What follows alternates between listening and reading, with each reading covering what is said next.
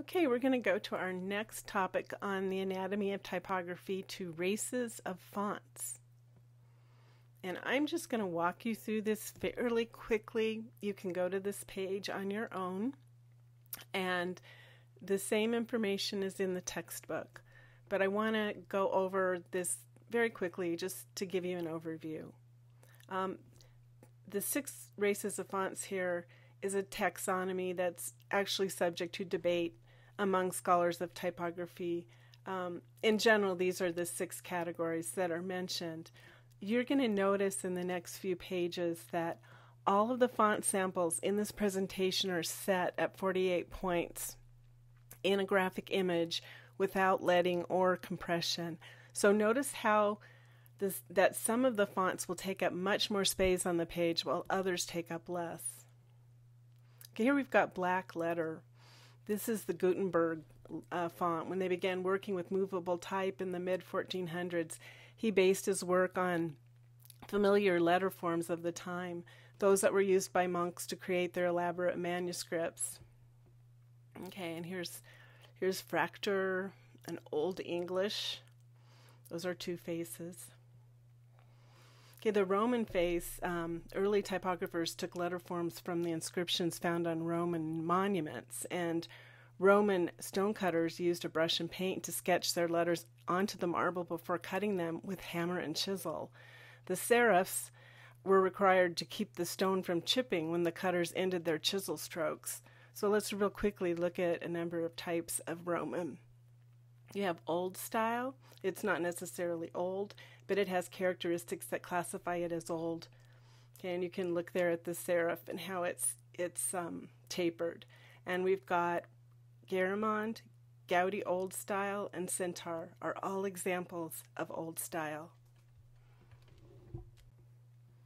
Okay, let's return to Roman and look at transitional. In transitional, you have the characters of modern and old style, but they have perpendicular serifs, and there's a low contrast between the lines. And what we show on this page as transitional includes Baskerville, Bulmer, Nimrod, Times New Roman. Let's look at modern. In contrast to old style, a modern font has a very sharp serif that joins the stroke at a precise right angle to the stroke. The counters in modern faces are straight up and down, and there's a larger contrast between the thick and thin parts of the line.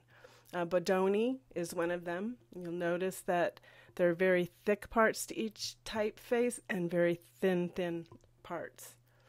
Perpetua, modern. Okay, here we'll look at comparative samples. Old style Garamond, transitional Baskerville, and modern Bodini.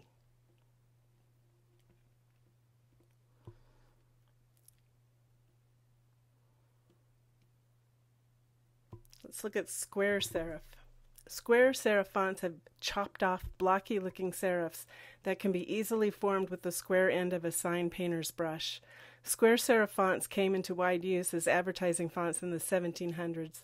Before then, few people were able to read, so advertising used very little print. Look at Clarendon. You can see the chunky serifs. P.T. Barnum, Cheltenham. Okay, let's look at sans serifs. Fonts without the extra little tags on the letters are called sans serifs, which literally means without wings. Some of the earliest sans serif fonts were cut in Italy in the early 1500s.